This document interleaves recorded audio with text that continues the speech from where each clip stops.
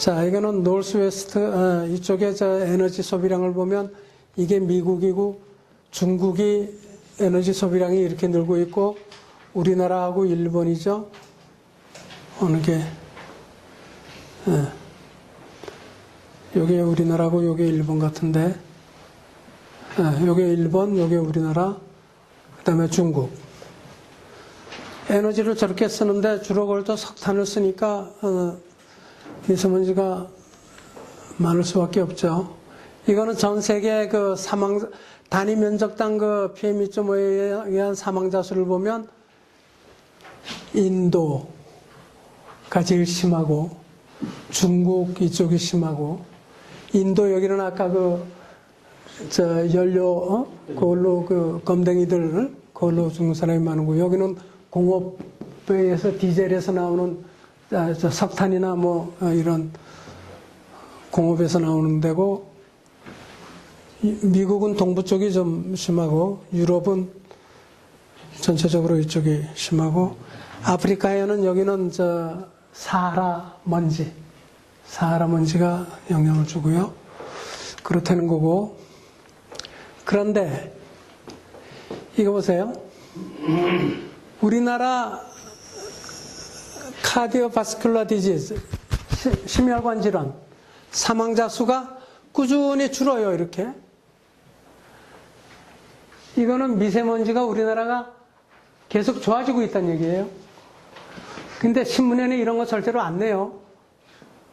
어느 기자가 이런 거 내려고 그랬다가 혼났다고 그래요. 그거 쓰면 누가 보냐고.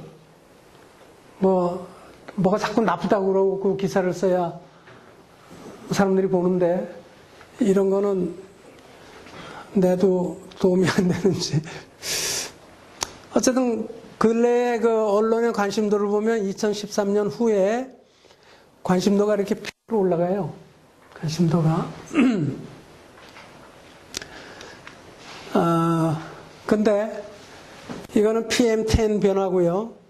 이거는 PM2.5. PM2.5는 환경부에서는 아마 환경과학원에서 이 정도부터 측정했을 거고 요거는 대개 연구자들이 측정한 자료고 보면 줄어들다가 2013년부터 도로 늘죠? 요때부터 국민들 관심이 높아졌어요. 근데 이게 왜 늘었느냐? 아무도 불확실성 때문에 정량적인 해석을 아직 내놓지 못하고 있어요. 배출량 자료부터가 정확치 않은데 어떻게 이거를 뭐에 대한 기여도가 제일 높았다고 얘기를 하겠어요. 그렇지만 제가 그냥 아까 감각적으로 말씀드린다 그랬는데 보면 요건 이제 계속 그 데이터들이고 35 마이크로그램, 75 마이크로그램으로 기준으로 해서 나쁨, 매우 나쁨. 그래서 2014, 15, 16, 17, 18 가면서 나쁨 내지는 매우 나쁨 수가 현저히 늘어난다는 거 보여주는 거 같고요. 자료를 보면. 그런데 중요한 게 또 바람장이라 그랬어요. 풍속. 풍속이 낮아지면 농도는 높아지게 돼 있어요. 그죠? 근데 기후변화의 원인으로 추정이 되는데 아직 그걸 정확하게 밝히지는 못하겠지만 2014, 15, 16, 17, 18 보면 전체적으로 풍속이 좀 줄어들고 있어요. 연평균 풍속이 2.7, 2.3, 2.2, 1.7 그죠? 그러면 2018년도가 다른 조건이 같다면 농도는 제일 높아질 거예요. 그죠?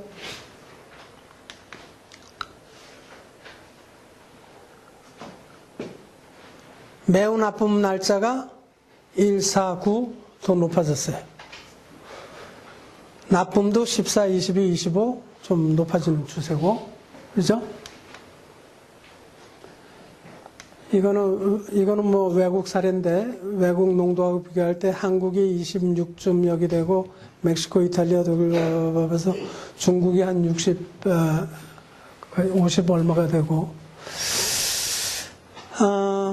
우리가 일본이 한 2배쯤 돼요. 여기 보면 동경이 2015년에 13.8, 우리가 23.1, 16년에 우리가 26.2, 12.6. 그러니까 동경보다 우리가 2배쯤 되죠. 그래서 이렇게 얘기하는 분도 있어요. 중국에서 오는 게 일본은 중국 영향이 없다고 보고 뭐 전혀 없지는 않겠지만 우리는 중국 영향을 많이 받았다고 볼 때 이 차이만큼이 중국 영향이 아니겠느냐. 우리하고 일본하고 배출하고 뭐 이런 조건은 비슷하다고 보면, 그래서 우리나라에 오는 거에 한 반 정도는 중국의 영향이겠다 하고 주장하는 분도 있고요. 컴퓨터 모델로 계산을 하는데 컴퓨터 모델은 그것도 자체적으로 불확실성을 갖고 있기 때문에 확실한 건 아니고. 자, OECD 결과를 보면 항상 우리는 꼴찌예요. 그리고 이거는 우리 국민의 88%가 25 마이크로그램보다 높은 지역에 살고 있다는 거예요. 연평균 25 마이크론보다. 근데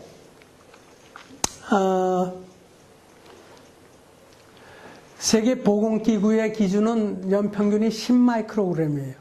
그러니까 우리가 연평균을 10 마이크로그램으로 줄여야 돼요. 이 줄이는 건 굉장히 어려울 겁니다.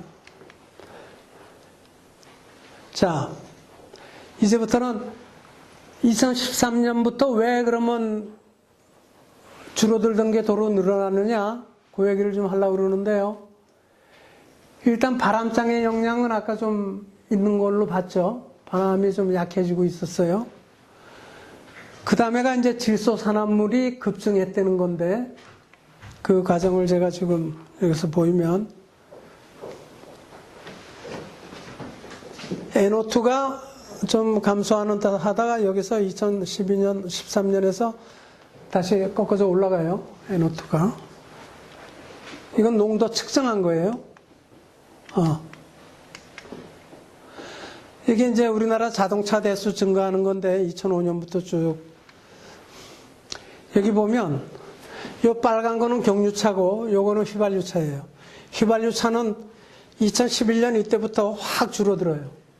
이때가 언제냐면 이명박 정부 때 그 클린 디젤 한참 선전할 때예요. 휘발유차 줄어들고 경유차는 급증을 해요. 그래서 경유차가 더 많아져요. 이제 사람들이 사는 승용차가. 경유차가 많아지는데 경유차에다가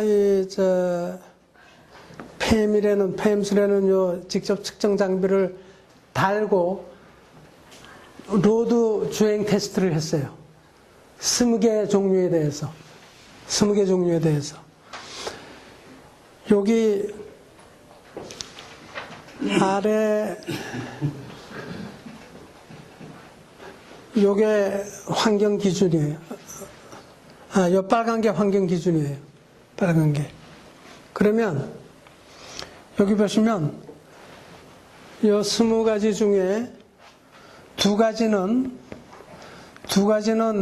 환경 기준을 만족했는데 나머지 18개는 0.08 이상 배출하면 안 되는데 0.3 한 4배 0.08에 0.3은 5배 10배 20배 실제 배출을 이렇게 많이 하는 거예요. 그러니까 배출량의 질소산화물 배출량을 계산을 했을 때 아까 1박 2일 미세먼지 세미나 지난주에 했을 때 환경과학원에서들 쭉 와서 제가 그 배출량 책임자를 꼭 데리고 오라고 그랬어요. 그럼 누가 하냐 그러니까 한 사람이에요. 한 사람이. 연구사 한 사람이에요. 요새는 배출량 가지고 자꾸 얘기하니까 보조원 하나를 붙여줬대요. 이걸 어떻게 한 사람이 합니까? 그래서 이거 자동차 이거 어떻게 계산하냐? 그러니까 그냥 평균 속도 얼마로 하루에 평균 몇 킬로 가는 걸로 계산해서 한다는 거예요. 그런데 그나마 환경 기준을 만족시켜야 되니까 그걸로 산출을 했을 거 아니에요. 근데 실제로 해보니까 이게 실제로 한 건 2016년에 한 거예요. 실제로 해보니까 아까 그 배출량은 2015년 거가 이제 나온 거고 2016년에 해보니까 이렇게 배출을 많이 하는 거예요. 그러니까 배출량 계산부터 제대로 안 돼 있으니까 거기에 그걸 근거로 정책을 만들기가 어렵지 않겠어요?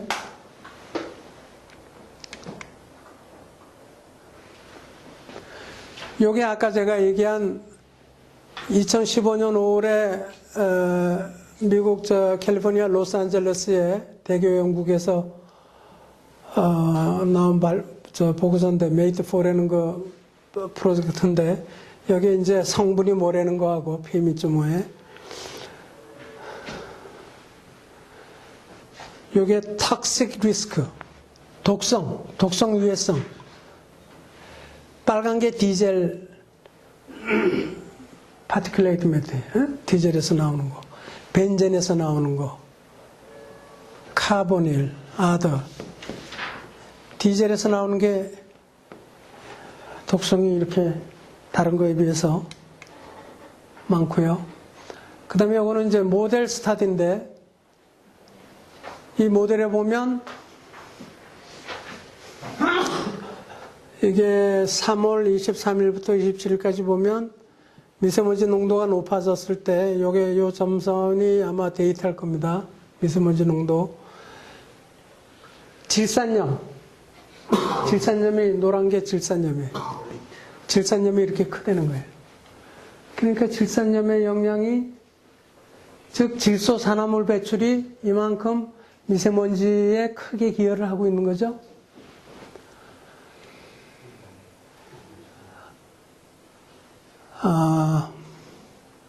최근에 서울시에서 경유자동차 2부제를 실시를 했잖아요. 그럼 2부제를 실시했으면 실시했을 때하고 안 했을 때하고 어떤 차이가 있는지 그거에 대한 연구가 있어야 할 거 아니에요. 과연 효과가 얼마큼 있었는지, 부족하면 뭘 더 해야 되는지. 제가 그 환경과학원에서 온 사람들하고 그 분석 좀 했느냐. 그랬더니 효과가 없다는 거예요. 그 근거가 뭐냐 그러니까 효과가 4%래, 4%. 왜 4%냐?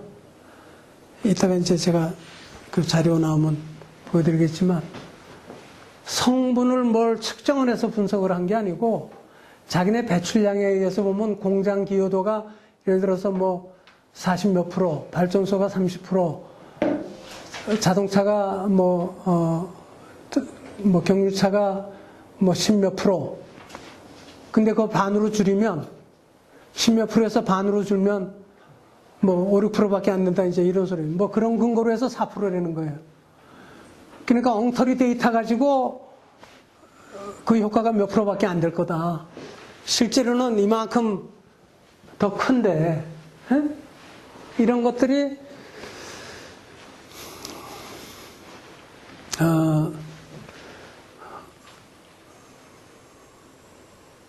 우리가 아직 그만큼 역량도 안 되고 그만큼 해야 할 일이 많다는 말씀이 되겠습니다. 요건 바람하고의 관계를 한 건데 2004년부터 쭉 보면 16년까지 바람이 높아지면 농도가 낮아지고 그렇지. 이게 바람이고 이게 농도예요.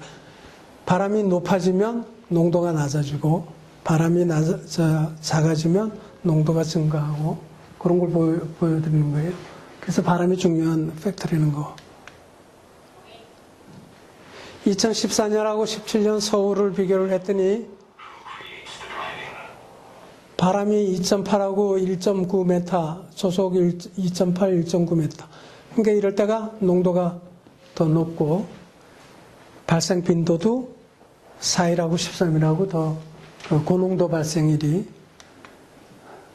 그걸 보여드리는 거고요.